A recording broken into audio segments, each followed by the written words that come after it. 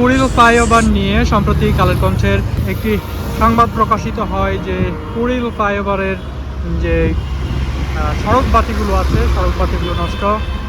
খুব সম্প্রতি এই সংবাদ প্রকাশিত হওয়ার পরেই আমরা আজকে যেটা দেখতে পাচ্ছি, কুড়িল ফ্লাইওভারে কিন্তু ইতোমধ্যেই তার পরিবর্তনের কাজ শুরু হয়েছে।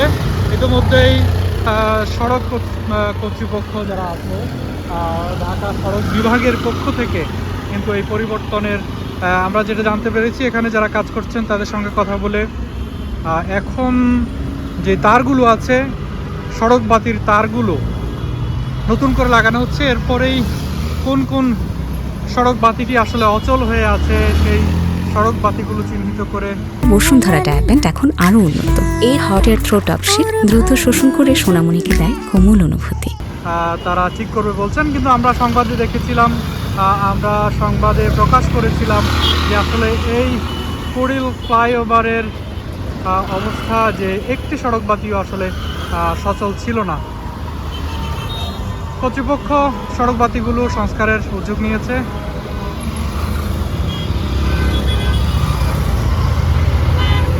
আজকে সকাল থেকেই এই সড়ক বাতিগুলো সংস্কারের প্রাথমিক কাজ, যে তার পরিবর্তন করা, সেটি কাজ শুরু হয়েছে। আজকে সারা দিনব্যাপী এই কাজ চলমান থাকবে।